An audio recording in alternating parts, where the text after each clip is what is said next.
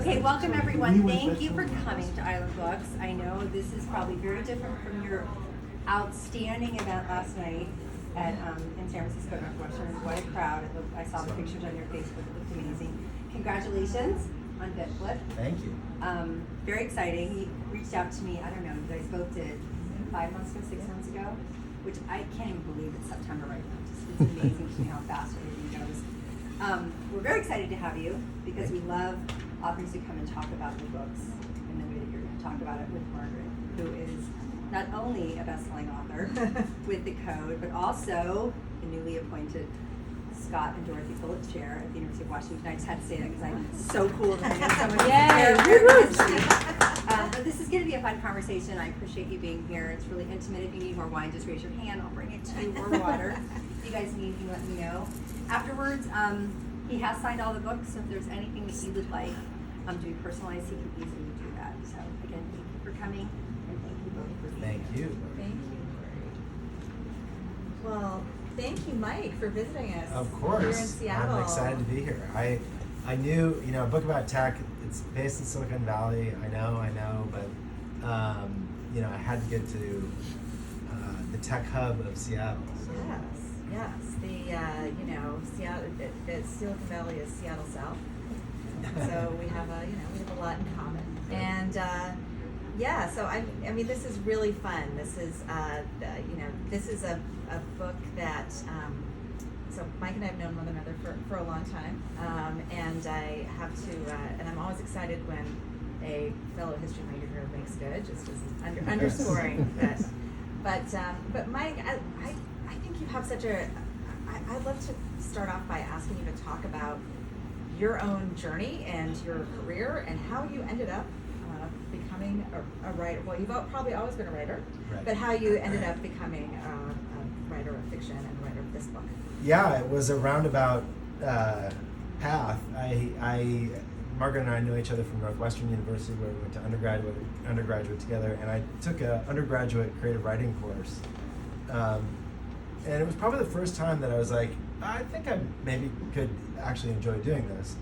But I came to the realization that it was really hard to make any money or make even a living as a writer. And so I pursued what I describe now as writing adjacent stuff. I got into public relations and marketing and vocations where I did a lot of writing, but they were a little bit larger salary. And then circa early 90s, this thing called the Information Superhighway came along. You and I were both in Washington, D.C. at the time. And I remember just sort of going, this seems like it's going to be a big deal, And so I left Washington, moved out to to Berkeley to go to business school. It was kind of the landing pad.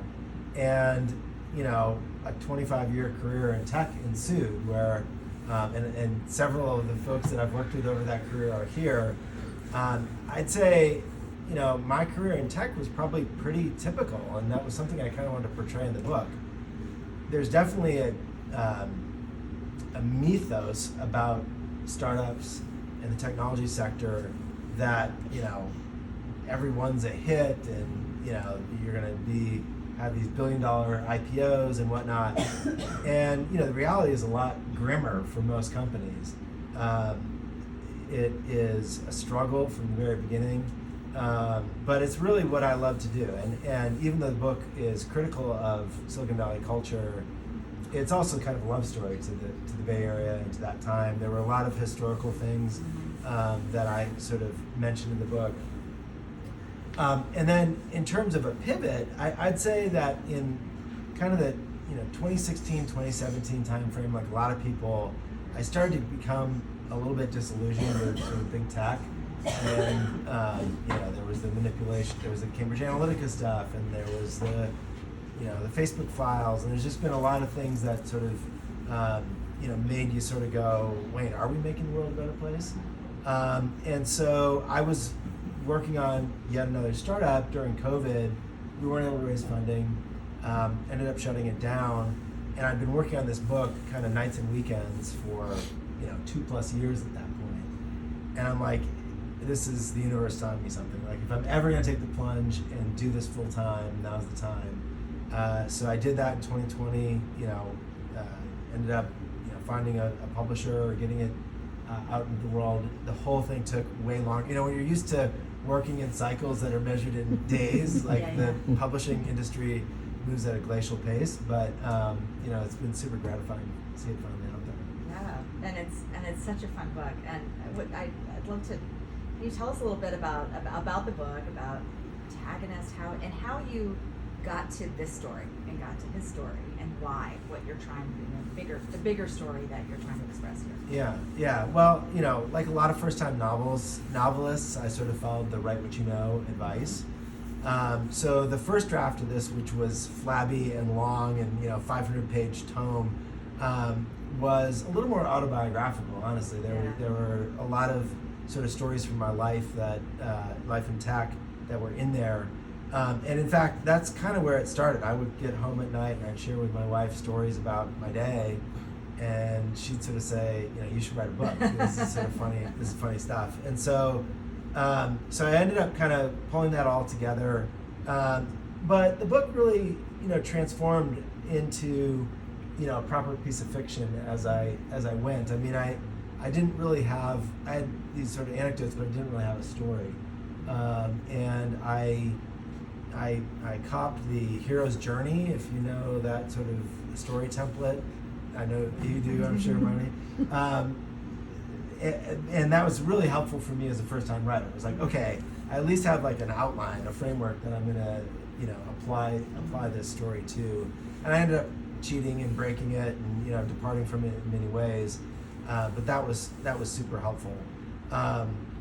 So, it's been great. I mean, it's been really fun to get the book out there and do events like this, because that was really why I did it. I'm not trying to be a best-selling author. I'm not trying to make a lot of money being an author. I think that is nearly impossible to do. My goal was to stimulate conversation, a dialogue, sort of about the tech industry, how technology is affecting our lives, and portray what I felt to me was an authentic window into that world. Yeah. Well, you're not originally from California. I'm not. No, I'm not. You are from the heartland. I'm from the heartland. I'm from Wisconsin. Yes. I'm curious, what as someone who was like a lot of people, a transplant.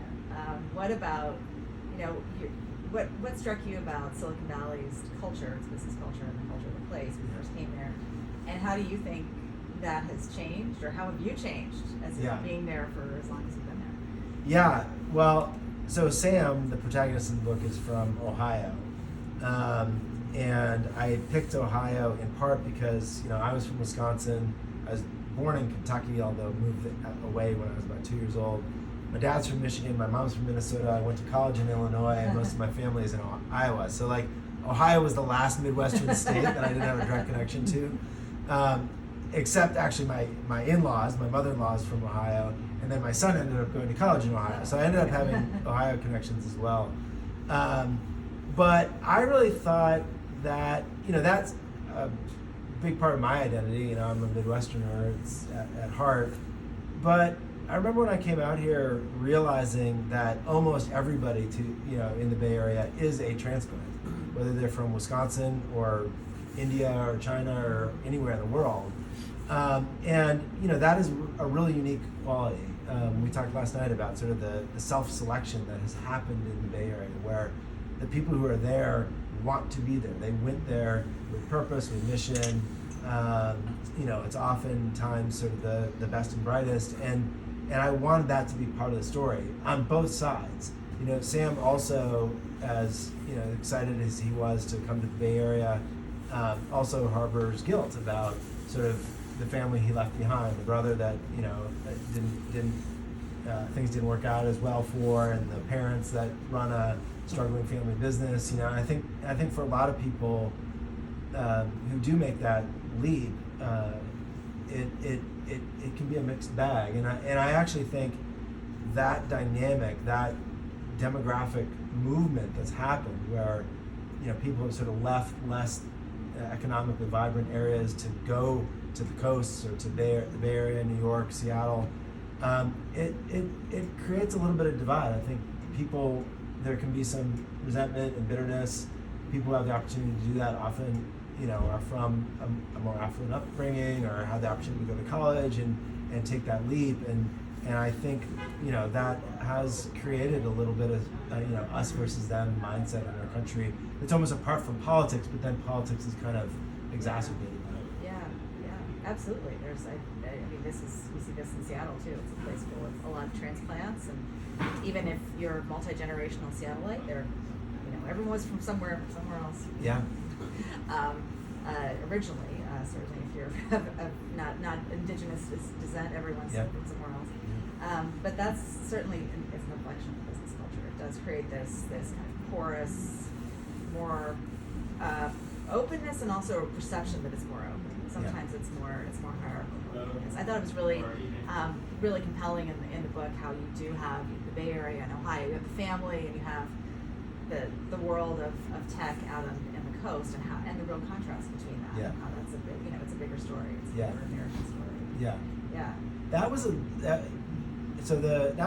one of the big changes I actually made in the book. The initial version didn't have a lot in Ohio, and it ended up I ended up expanding that part of it to a full 3 chapters. And for a lot of people, especially if they, are from the Midwest or went through that kind of transition in their lives, it really resonates with them. Yeah. So I'm curious what the book's only been out not that long, but if you've had any sort of responses you've had, and also you have some pretty sharp portraits of Silicon Valley types that I sense are drawn from personal experience or maybe a melange of people that you worked with. Yeah. And I'm just curious if anyone, I know before I wasn't writing fiction, but I was writing about before my last book came out, which was dealing with a lot of people who were very much alive and kicking, just this anxiety of like, what's so and so going to think when they read what I wrote about them. And I'm curious if you had any feedback or how you approached that when you were writing and you were thinking about where do I go and how do I make these points and draw these characters in a way that's going to make it okay. Yeah, you think about that a lot. I mean, obviously there are bits and pieces of things I really witnessed from people and situations, but as you go, I really did fictionalize it. All the characters in there, as the disclaimer in the front of the book says, really are composites, right? Like there might be a quote that somebody said, but that's attributed to somebody who's totally different than the person who said it. So I really wanted to. I realized early on, this isn't a tell-all expose. This isn't a memoir. A memoir of my career would probably be just frankly too boring. And so I when I really realized that, it was sort of liberating in a way, because it was like I don't need to overthink these characters, and I don't need to worry about people thinking like, is that me in that character and things like that. The reverse is actually also true. So I have noted that when there are snippets of reality that made it in there, a lot of times people don't, maybe they're not self-aware enough to know like that was based on something they said or did, right? And we're all that way to a certain extent. And arguably that's kind of the moral of the book, right? Like I wanted to write a story that did, if I back up, Silicon Valley and the tech industry at large gets kind of a disproportionate amount of attention. Tons of media attention, tons of nonfiction books. A great one is yours. But oftentimes, and you did not do this, by the way, there's a tendency to sort of glorify or vilify people in tech. Yeah. And sometimes it's the same person. Mark Zuckerberg was glorified and then he was vilified.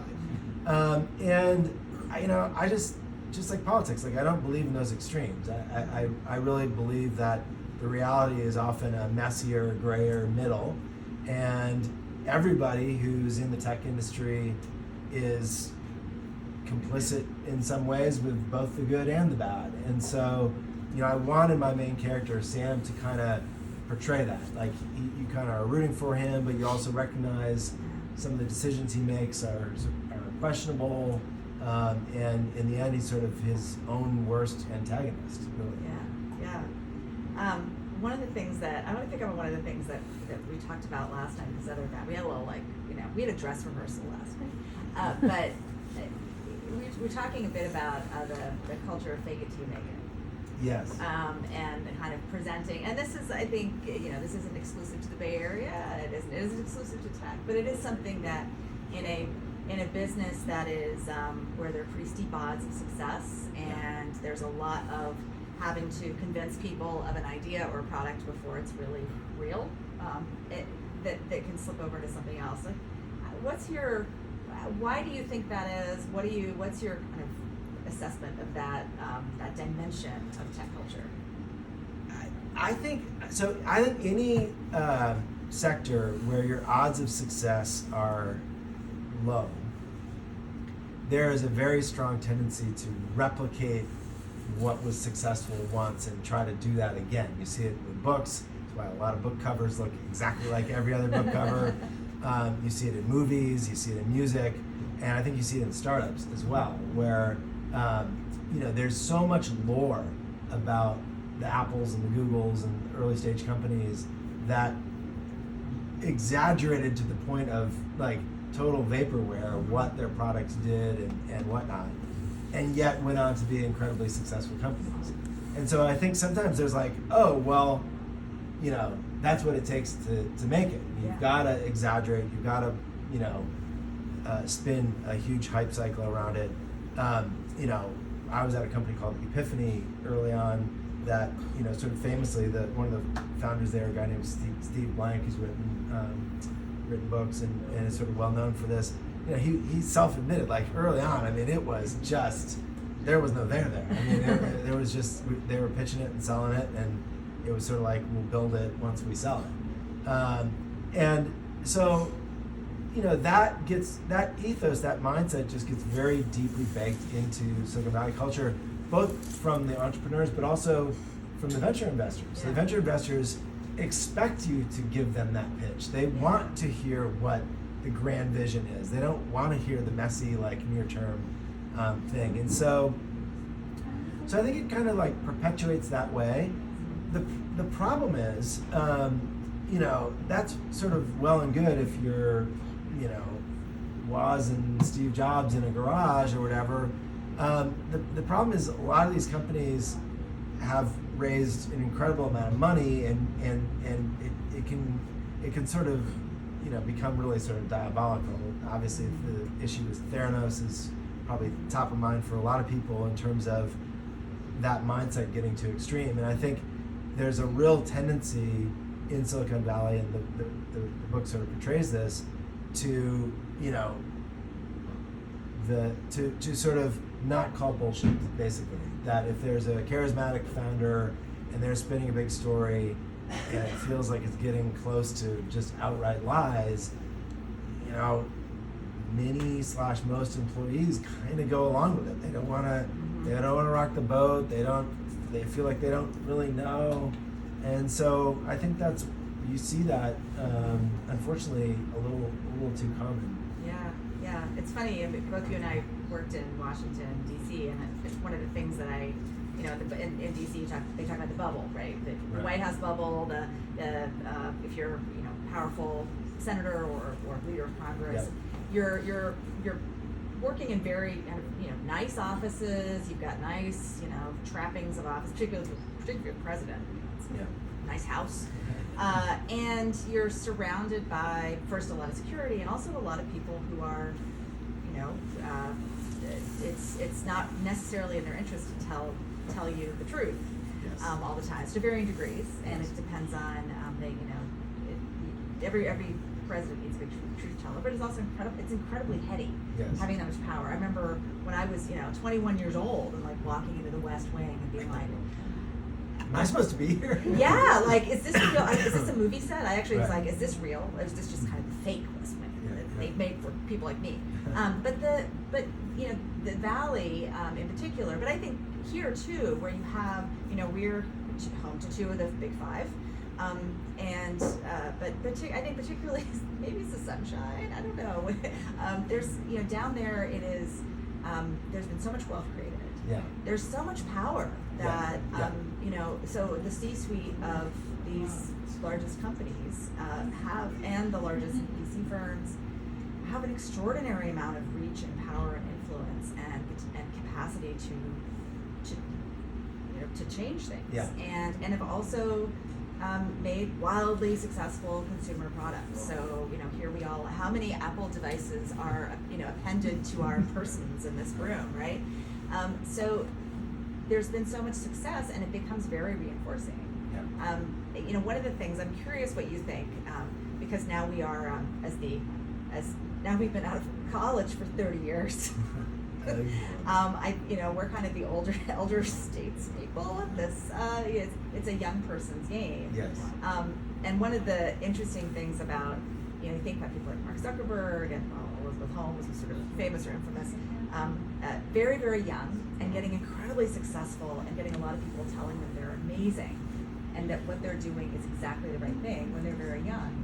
And I don't know about you, but if I'd become a billionaire when I was 22, it would have been bad. Like I had a way that I had thoughts about how the world worked that were the 22-year-old thoughts. And so what do you think about, I mean, how much does that, I think there's a real, giving runway for young people to do amazing things is very generative, obviously, but I'm curious what you think about the bubble and youth and how that's affecting culture right now. Yeah, I mean, you know, again, it goes back to a little bit of like that sort of perception of pattern recognition, right? It's like, oh, you know, a Harvard dropout with a hoodie made a great company. Let's fund Harvard dropouts with a hoodie. You know, it's like, wait, that isn't necessarily the lesson you should be taking from that, right? And so I think some of it is the chasing of the, you know, ethereal, undefined thing that led to success, and so I think that's a big part of it. I also happen to think, you know, having founded a lot of companies, you know, I was a founder of the most recent company that we ended up shutting down.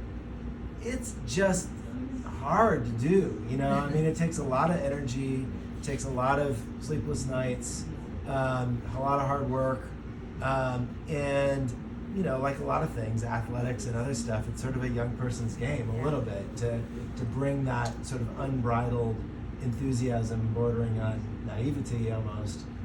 It's just a little harder to muster as you get older, I think. So I think that's a factor as well. I will say I think that if there are antagonists in my book, it's probably the venture capitalists in it. And I have many VCs as friends. I don't disparage the entire VC industry, but I do think venture capital has been a contributor to a lot of the more negative aspects of how companies are built and run now. And some of that is just how much capital is there compared to how much capital is needed.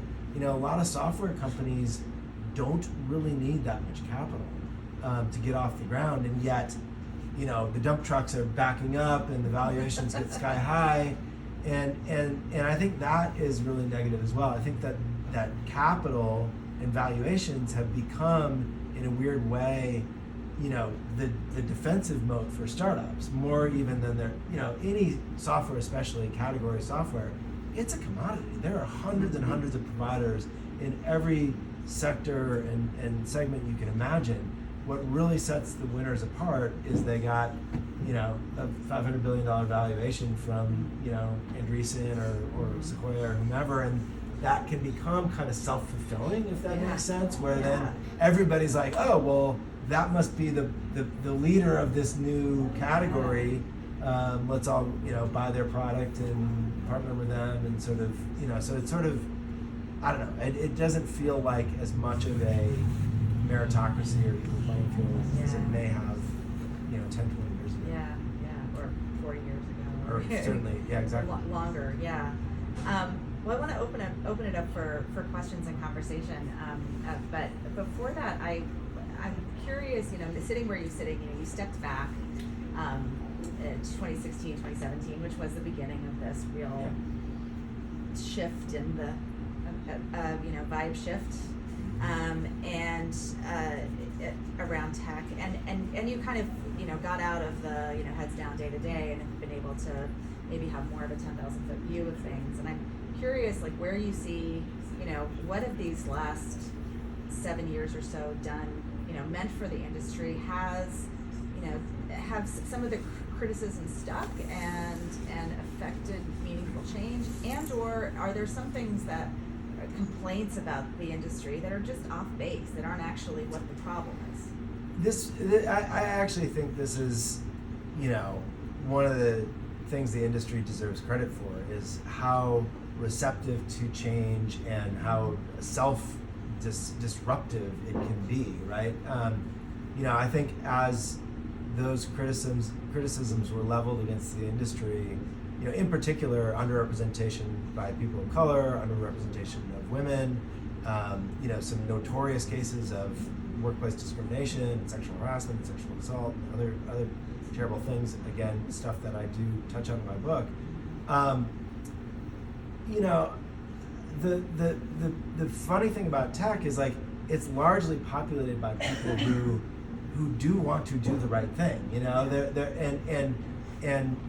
not to again veer into political conversation, but whose politics sort of are maybe at odds with what they see like the companies doing and the power that the companies wield.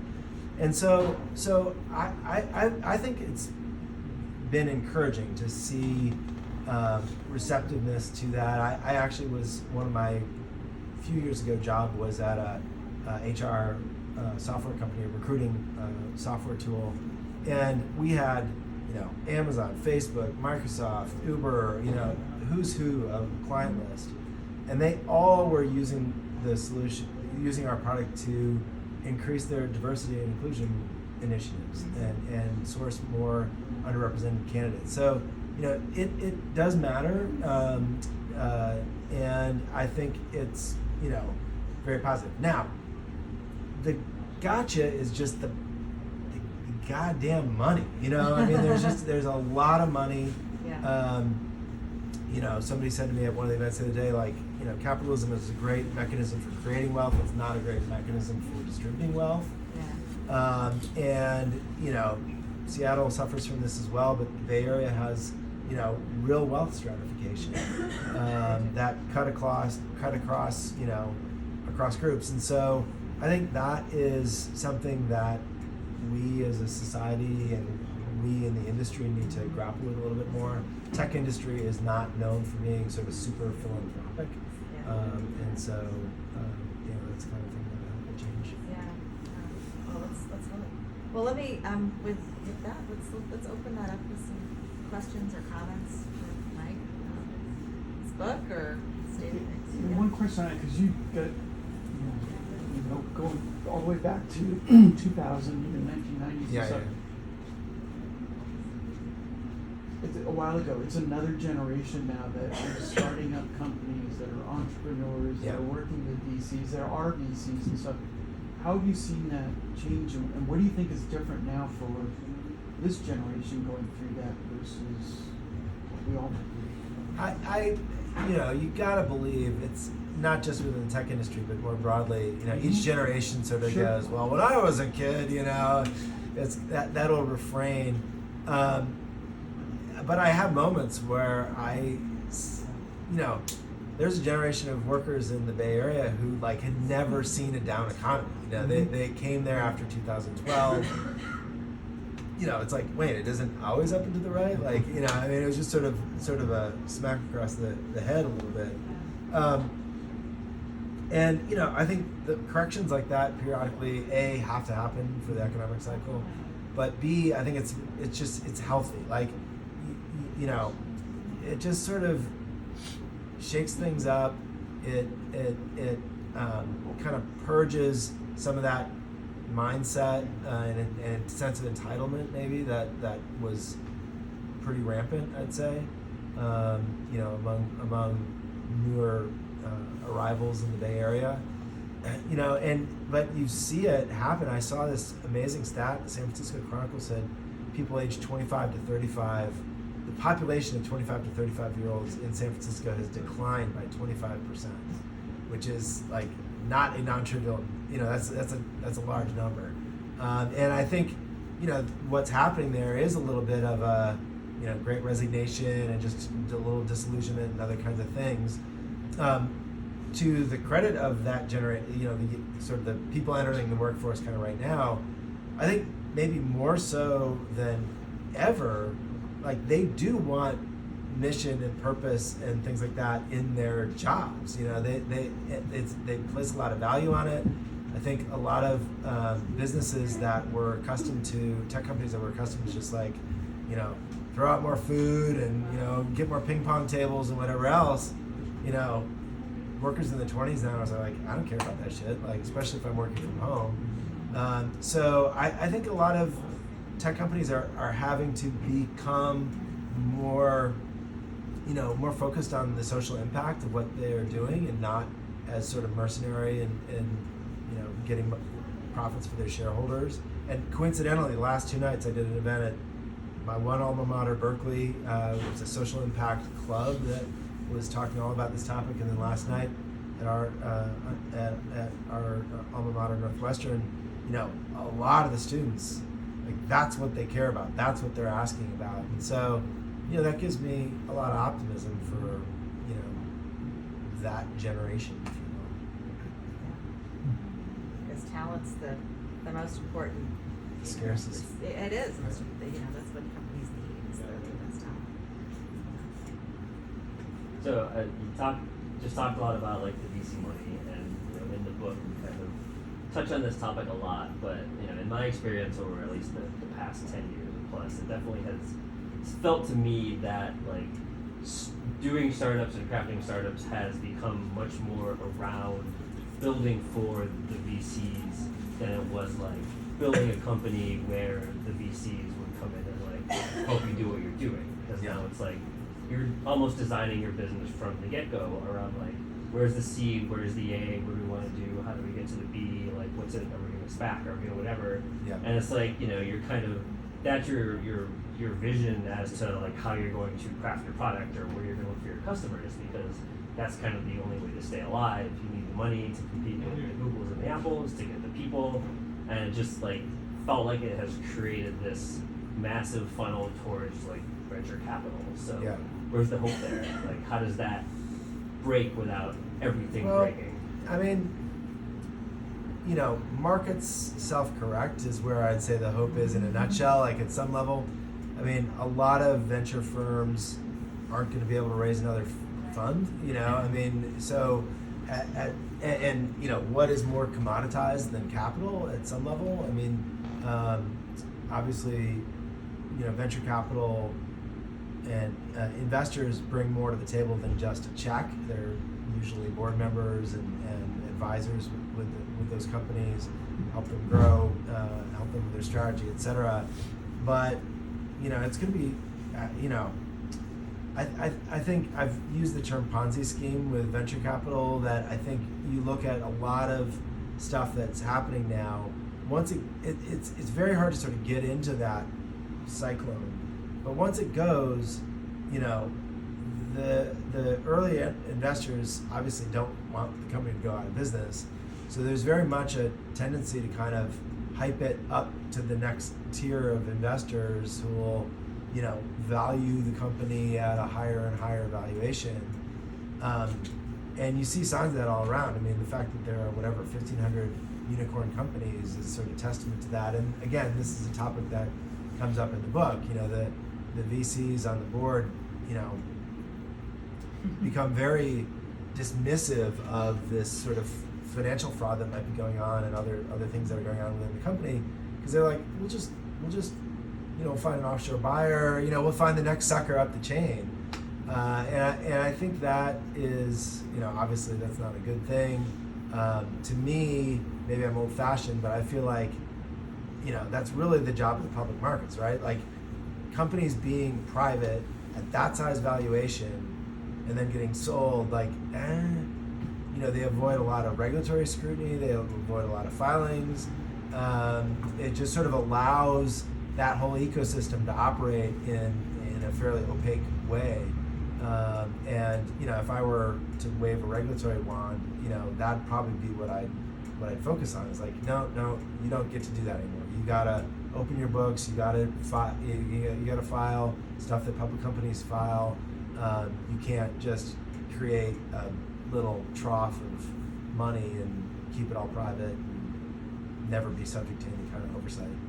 Do you think that the massive amounts of money helps the world get newer and products that it wouldn't be able to get if it wasn't? Oh, for sure. I mean, the tech industry has been transformative to life as we know it. Let's just say, I have no misgivings about spending my career in it. I am as dependent, I never could have gotten here tonight if it weren't for Apple and Google Maps and Lyft and everything else, right? Like, so it's not, and that's just thinking about it from a U.S.-centric perspective. Like, when you look at how transformative the tech industry has been, admittedly in good and bad ways, but in India and in China and other parts of the world, it is something that is lifting humanity, fairly indisputably. So there's a lot of good, again, I think Margaret's book does an excellent job of examining this. It's like you have to, as it grows, you have to kind of, like anything that grows fast, you have to prune it and tend to it and steer it and, regulate it and modify it and hopefully harvest as much of the good side and mitigate the bad effects. Because there's always going to be bad effects as well. Yeah, and there are things that what the U.S. has done in the past is and continues to do in different realms, including tech, is kind of put its finger on the scale and incentivize certain things that the market alone, where there just isn't it's a long-term play and it needs something else in the system. So this is where we have a lot of money going towards semiconductor production, which may or may not be, it'll move some needle, but it's not going to be the next gen technology. But with climate technology, that's one, there's a whole panoply of things that, you're going to need some non-market actor to put some capital in to make it worth market actors' while. And that has been the way that the U.S. has done economic development since Alexander Hamilton. Like, this is the model. And it's how we got canals and railroads and highways built, as well as factories and all sorts of things. So there's always been this blending of public and private. Yep. That the entrepreneurial startup hustle, founder culture of the Valley doesn't acknowledge. And oftentimes, to your point, like, you have people who've it's a valley, it's an industry, Seattle and Bay Area and other places like clusters, that is lots of young people who are working their tails off. They don't have time to read history books. They don't know the history. They don't know that longer past. And actually, there's been a lot of interventions in the market that have made the market work better.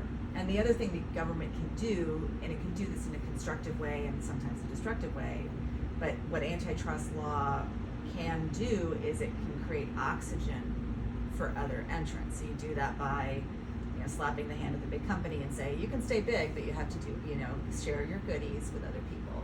Or in rare cases, breaking up a company, but that's been more the exception. Yeah.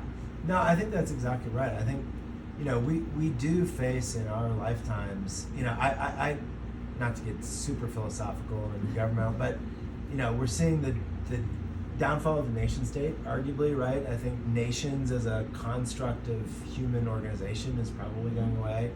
We face, obviously, climate change and environmental issues, and just sort of fundamentally, like, how are 7 billion people going to 10, 20 billion people? Like, how are we going to all exist on the planet? I mean, I think maybe not in our generation or our children's generation, but that's really the challenge that technology needs to rise up to. And I agree. Like, I'd much rather see capital going towards clean energy or other initiatives that really do require that degree of capital, that are that big a problem, rather than the umpteenth, way to share a photo or whatever. Yeah. And so it might be a different set of actors. It's a tricky thing too. So why is, there's, 140 characters, not flying cars, right? The famous sort of here's the old critique. But the people who are running the Valley Network are people who are, they know how to do 140 characters, 280 characters.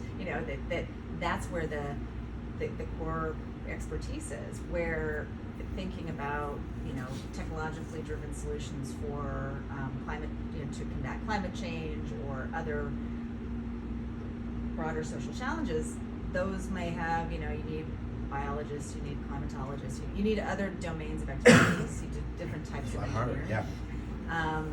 Different types of hardware, different types of, so that's, that is part of it. Not to excuse, I think, the general point of there's so much money sloshing around, and it has, it's generated a lot, but in this last decade, when everything's been supersized, it's kind of keeps on sloshing around the same big bowl and a lot of the same, and I think that's a very viable critique of kind of crypto, blockchain writ large, kind of hype of this year. It's okay, so that seems like more of this, what is this adding to that we don't already have? What problem is this solving? And how is this making the world a better place? How is this making the world a better place? And there are plenty of people that they're not arguing quite as loudly as they were 6 months ago. Yeah, life moves pretty fast. I have kind of a broad question. It was just, like both of you, I was a history major at UW, under John Taves. Oh, awesome. Yeah, history Wonderful. of ideas. I was just on Facebook, and there was, I don't know who this guy is, on Twitter, Al Peterson. It's a brief comment he posted. 1992, the humanities are useless, study STEM. 2002, the humanities are useless, study STEM. 2012, the humanities are useless, study STEM. 2022, why are Nazis suddenly about to take over? Any broad comments there? Or just it's pretty powerful. I felt kind of vindicated a bit. I mean, I go back to an earlier book when I was at University of Chicago, also history. Alan Bloom, The Closing of the American Mind. You're talking about these young people now. What books are inspiring them? He has a whole chapter on that, and then he criticizes rock music, but he goes most of his students would mention either the Bible, which is built into them, or Ayn Rand, the Fountainhead, and he poo-poos that. But I guess, how do you react to that STEM comment, and what if you're changing the world? What a more lofty humanities type question that's. I think that this has been this was something we talked about. This is, it's not just you can take a class, right? You can take a philosophy class. There are a lot of technologists who took classes, and I was but kind of for the last several decades, there has been the message sent, particularly to young people, that what's valued and valuable is engineering degrees, and that translates into you're at UW and you graduate and you're a history major, and you're okay, what jobs are out there? And then your roommate who's a CS major is which six-figure salary shall I choose? And so those, and also hanging out in Smith Hall where the history department is versus going over to the Bill and Melinda Gates computer science complex. That just the built environment around you is signaling value and who's being valued. So, young people are making logical decisions, and we also are living in a world, all of us, where long form reading has become harder and harder. We have more things competing for our attention and our eyeballs. I know as a college instructor, I've had to really sort of assign less reading. Not because I have dumb students, they're super smart, but they are, all of us at any age have shattered attention span, more fragmented attention spans. And instead, assigning less and then focusing deeply on, let's unpack what this means and read really closely. But I guess this is look, the original Nazis read lots of humanistic stuff, so that may not inoculate some of the more evil dimensions of humanity. But this, Mike, you really we articulated is right about sort of specialization versus being a generalist. Yeah, and I think there's a desire, and maybe this is just a function of a complex world, but to have things be sort of black or white, right or wrong, yes or no, binary, and life isn't like that. Life is, a spectrum of colors and shades of gray, and I think, I have a son in college now. I've really been trying to push him down that path of like engage in dialogue. Like it's okay to have an argument with somebody. It's okay to disagree. It's okay to express your opinion. Like there's just a real reluctance to have those kind of conversations, and it's not good. I mean, it leads to tribalism. It leads to polarization, all the things that we're kind of wrestling with. So I'm obviously a history major. I'm a big humanities proponent, because I think that's how you sort of learn to think, right? So one of the interesting things when I was researching the first part of my this sort of 70s, 80s, early computer industry phase in the Valley, and this was a point where there's a generation that's rebelling against the military-industrial complex that built that industry that they've been trained in, that was funding the departments where they were going to school and learning about computers. So they're really turning away from that. But there were so many entrepreneurs and people who are, kind of known and remembered as technologists, who were actually, they self-taught themselves technology. They were philosophy majors, they were humanists, and then they layered that on top. Now, I think that's harder to do now with, the state-of-the-art hardware and software now. But it was so interesting how in some ways having this being a generalist and having a sense of a deeper understanding of the way the world works, and then you can bringing some technical knowledge on top of that, or understanding of how technologists work and think, and how you could build a company and run a company that's involving technology and building technology. Not to say you two can coexist as well as anyone else, but it's very, in some ways, because we have to the point of that tweet, kind of this encourage the singular focus on, and also and there's a belief system there that look, where did the humanities get us? It's messy. Life is very, it's messy. And what can engineering do? Well, it can be really clean. You can have, this is something that it's not biased. It's transparent. This is the sort of ideal of this is the spirit that animates early Google, right? The point of having a search engine is we want to find a way to really not only make the web searchable, but to make it visible and transparent, and so nobody has a monopoly on information. It's a very kind of non-hierarchical, hyper-democratic idea, but what it has, there is a certain, assuming that the algorithm doesn't have bias, is delinking that from the fact that human beings built that. And even if it's the best meaning, I'm with you that, the industry is full of people who mean well. I don't buy into the thesis that they're all the surveillance capitalists, like behind the curtain, manipulating us. Like that's it. It's a different.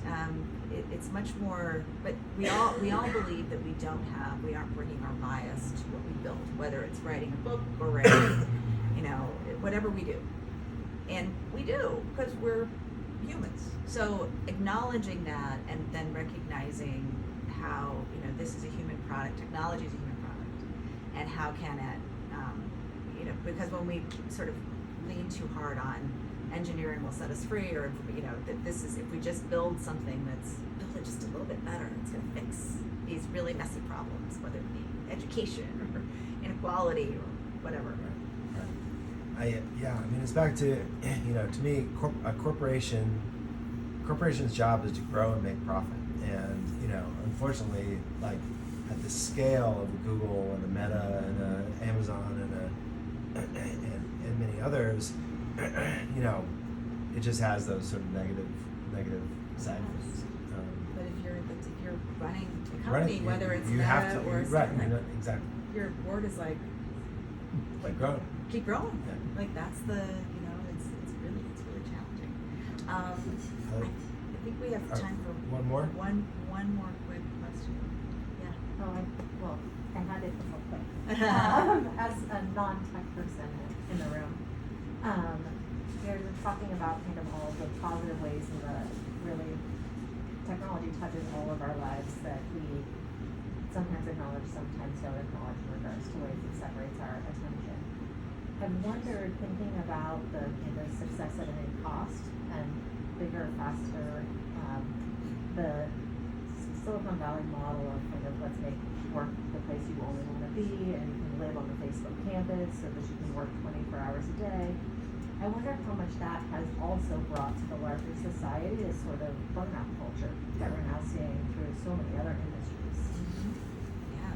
And I don't know if there's any thoughts on kind of how that big grow fast has led into the other industries. I mean, that is, I think COVID really revealed the unsustainability of that approach. There is a very deeply held in the DNA of the tech industry is like win at all costs, do whatever it takes to be successful. A lot of people in the industry are super smart and super ambitious, right? And so, when you self-select a group of people who have that, hard-charging mindset, it really can get deeply, deeply reinforced. But I think you're right. I mean, nothing forces self-reflection like a giant pandemic where you're working from home for, 20 months or whatever. And I think that, I went through that transition. I was sort of like, wait a minute, how much longer am I going to keep working like this? Or is it time for me to do something totally new and totally different? I mean, that's good. It's good for it's probably good for everything from the economy to individual companies down to individual people, to have those moments. Sort of the silver lining of the pandemic is, the whole world sort of stepped back and there have been obviously a tremendous amount of negative things from that, but I think it also kind of had, it's anytime, when you, as historians, we know that those moments of tragedy also kind of are the founding soil of what's next, and so. So what is your prediction for what's next? Because now, we've gone from the burnout culture in the offices and the late nights, and now have kind of been kicked into the humanity, to saying that wasn't everything. Now I have to face my life and do this, and so now we're in this weird state where we have the kind of working from home / hybrid working, and so the worst. Working in the office is not really good anymore because you're just going to the office to do Zoom calls, and then working from home is hit or miss with people because there's just an isolation. Yeah. And so, now I think the world has to kind of figure out what this looks like coming out of this, because some people have latched on, some people want to get out of their homes, and what does that look like for, Silicon Valley and beyond in the tech industry? I heard a phrase recently that I really liked, sustainable ambition. And I was like, that's exactly what, this book is, this book is kind of about, right? The BitFlip is at its core, it's really not about the technology industry. It's about ambition run amok and what's the fallout of that. And that's, I think, what's, happened writ large in the tech industry. So, it's very hard for high achieving, ambitious people to it's hard for me, I'll speak for myself, to sort of step back and be like, I'm happy with what I have. That just doesn't sort of come naturally. But if you look at many of the world's problems, go back to overzealous ambition at a global scale, right?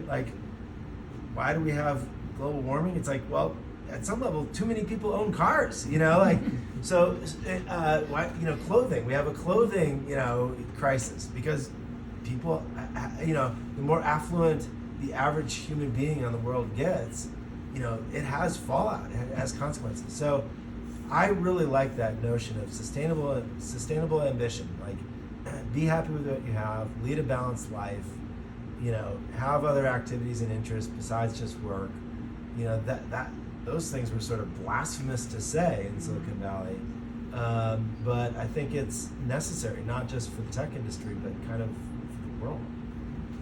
I recently saw it may have been on Twitter, so it might be fake, and I think it was like a Kurt Vonnegut quote, but it was him and someone else go to some lavish party for some very rich person that has everything. Yeah. And, you know, they're exploring this, and, you know, the one guy says to, you know, or Kurt Vonnegut says something like, you know, well, this is great, but, like, I'll have something that this guy will never have. And it's like, what's that? And it's like, enough.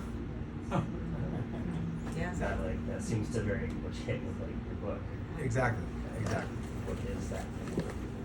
And that is a perfect note. It is. To end on. Well, yes, it's good to have enough, but you can always have one more book. That's true. And Even that if book you've should already be read it, Whitlam. you don't have the signed copy. Yeah, there are signed copies in the back and up here, and I'm happy to personalize them it makes a great gift. Mike, thank you Thank so you. much for being here. Thank you all for coming. And thank you, Margaret, for Yeah. hosting, and Lori for hosting. And there's, I don't know, I assume And there's still some there's wine still and some wine. snacks in the back, so grab it. Enjoy.